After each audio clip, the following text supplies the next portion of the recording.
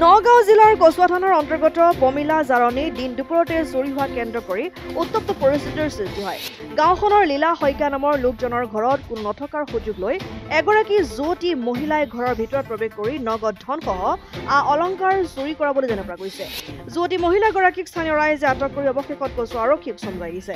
ইফালে এক উচিত তদন্ত কৰি কঠোৰ শাস্তি প্ৰদান কৰিবলৈ দাবী জনাইছে স্থানীয় লোকে। 5 মিনিটৰ আগত মই পথাৰলৈ গৈছিলোঁ, মটৰটো চলি আছিলে বহুতলি, তাৰ পানী চাবলৈ গৈছিলোঁ। 5 মিনিটৰ ভিতৰত মই ঘৰত আহি পাইছোঁ যে মোৰ তলাটো খোলা। তাৰপিছত মই চাবিটো চাইছোঁ মোৰ জেপত আছেনে নাই। তাৰপিছত চাবিটো চাইছোঁ মোৰ জেপতে আছে, তলা খোলা। তাৰপিছত চাইছোঁ এলডপটো ভিতৰৰ ফালে লাগি আছে, বাহিৰ ফালে খোলা। তাৰপিছত এলডপটো যেতিয়া মই ভিতৰৰ ফালৰ এলডপটো যেতিয়া মই খুলি দিলোঁ, দেখিছোঁ মাইকী মানুহ এজনী ভিতৰৰ পৰা মোৰ দৌৰ মাৰিছে। তাৰপিছত মই তাইৰ পিছে চুৰ বুলি দৌৰি গৈছোঁ যে মোৰ ঘটনা হৈছে কিবা। দৌৰি গৈ পিছফালে একদম বাঁহতলি সতি দৌৰি তাতি এবাৰ পাৰ হৈ যায়, এবাৰ উঠি যায়। তাৰপিছত দৌৰাই ৰাইজক সেইফালৰ পৰা ওলাল, মহিলাসকলো ওলাল, আহি পেলাই তাৰপিছত তাত কায়ত্ব কৰিছোঁ। তেওঁ এতিয়া এবাৰ ৰজালি বুলি কয়, এবাৰ শিৱলিগুৰি বুলি কয়, মানে তেওঁ কোনো ঠিকনা সঠিক নহয়।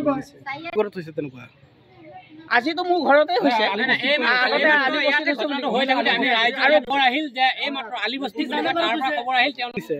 মোৰ ঘৰৰ পৰা টকা পইচা লৈ গৈছে, প্ৰায় 1 লাখ মান টকা। যোৱাকালি তামোল বেচিছোঁ, তামোল বেচাত পইচা আছিল আৰু গা গহনা অলংকাৰ পাতি যি আছিলে চব লৈ গৈছে। কচুৱাৰ পৰা গুলজাৰ হুছেইনৰ ৰিপৰ্ট, অসম আদিত্য।